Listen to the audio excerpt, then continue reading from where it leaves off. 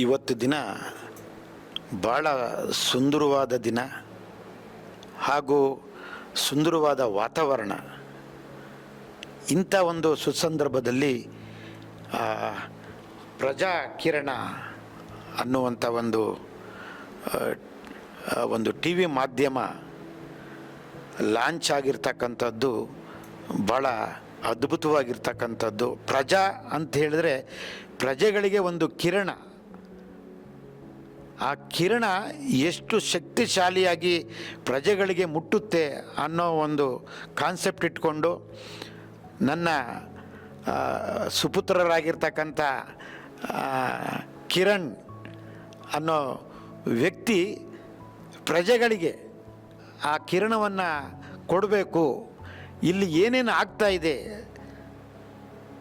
ಸರ್ಕಾರದಲ್ಲಾಗಿರ್ಬೋದು, ಸಮಾಜದಲ್ಲಾಗಿರ್ಬೋದು, ಏನು ಬದ್ಧತೆಯನ್ನು ಸಮಾಜಕ್ಕೆ ಕೊಡ್ತಾ ಇದೆ ಸರ್ಕಾರ, ಆ ಸರ್ಕಾರ ಕೊಡ್ತಾ ಇರ್ತಕ್ಕಂಥ ಒಂದು ಬದ್ಧತೆಯನ್ನು ಸಮಾಜ ಯಾವ ರೀತಿ ಸ್ವೀಕಾರ ಮಾಡ್ತಾ ಇದೆ, ಅದನ್ನು ಬೆಳಕಿನ ರೂಪದಲ್ಲಿ, ಒಂದು ಕಿರಣದ ರೂಪದಲ್ಲಿ ತರುವಂಥ ಶಕ್ತಿಯಾಗಿ ಇವತ್ತು ದಿನ ಈ ಒಂದು ಪ್ರಜಾಕಿರಣ ಅನ್ನೋ ಒಂದು ಮಾಧ್ಯಮವನ್ನು ಮಾಡಿದ್ದಾರೆ. ಇದು ನಿಜವಾಗ್ಲೂ ವಿಶ್ವ ಮಟ್ಟದಲ್ಲಿ ಬರಬೇಕು ಅನ್ನೋದು ನಮ್ಮೆಲ್ಲರ ಆಶಯ.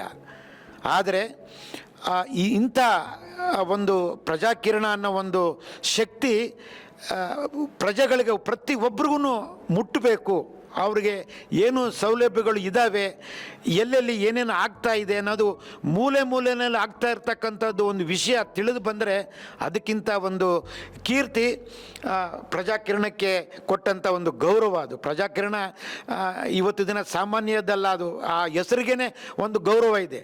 ಪ್ರಜಾಕಿರಣ ಅಂದರೆ ಅದು ನಾವು ಹೇಳೋದಕ್ಕೆ ಆಗಿಲ್ಲ. ಅಂಥ ಒಂದು ಹೆಸರನ್ನ ನಾಮಕರಣ ಮಾಡಿ ಆ ಹೆಸರಿನಲ್ಲಿ ಪ್ರಜೆಗಳಿಗೆ ಒಂದು ಸೂಕ್ತವಾದ ಒಂದು ಸಲಹೆ ಸೂಚನೆಗಳನ್ನು ಕೊಡುವಂಥ ಶಕ್ತಿಯಾಗಿದೆ. ಇದು ಇನ್ನೂ ಎತ್ತರಕ್ಕೆ ಬೆಳೀಲಿ ಅಂತ ಹೇಳಿ ನಾನು ಡಾಕ್ಟರ್ KS ರಾಜಣ್ಣ, ಪದ್ಮಶ್ರೀ ಪ್ರಶಸ್ತಿ ಪುರಸ್ಕೃತ, ಹಾಗೂ ಹಿಂದೆ ನಮ್ಮ ಅಂಗವಿಕಲ ವ್ಯಕ್ತಿಗಳ ಅಧಿನಿಯಮಕ್ಕೆ ರಾಜ್ಯ ಆಯುಕ್ತರಾಗಿ ಕೆಲಸ ಮಾಡಿದಂಥ ಏಕೈಕ ದಿವ್ಯಾಂಗ, ಇಡೀ ದೇಶ ಕಾಣದಂಥ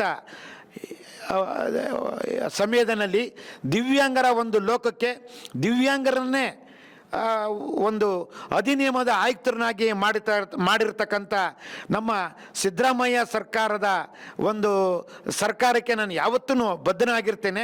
ಈ ಪ್ರಜಾಕಿರಣ ನಿಜವಾಗ್ಲೂ ಒಂದು ಶಕ್ತಿಯುಕ್ತವಾಗಿರ್ತಕ್ಕಂಥದ್ದು ಅಂತ ಹೇಳಿ ಭಾವಿಸಿ ಈ ಸಮಯದಲ್ಲಿ ನನಗೆ ಎರಡು ಮಾತುಗಳನ್ನು ಆಡಿ ನನ್ನ ಒಂದು ಇಂಟ್ರೊಡ್ಯೂಸನ್ನು ಈ ಪ್ರಜಾಕಿರಣಕ್ಕೆ ಕೊಡ್ತಾ ಇರ್ತಕ್ಕಂಥ ನನ್ನ ಪುತ್ರರಾಗಿರ್ತಕ್ಕಂಥ ಕಿರಣ್ಗೆ ನಾನು ಆಭಾರಿಯಾಗಿರ್ತೇನೆ. ಮತ್ತು ಅವರಿಗೆ ದೇವರು ಆಯುಷ್ಯು ಆರೋಗ್ಯನ ಕೊಟ್ಟು ಇನ್ನೂ ಹೆಚ್ಚಿನ ಅವರ ಸುಖ ದಾಂಪತ್ಯಗಳಿಗೆ ಸುಖಕರವಾಗಿರಲಿ.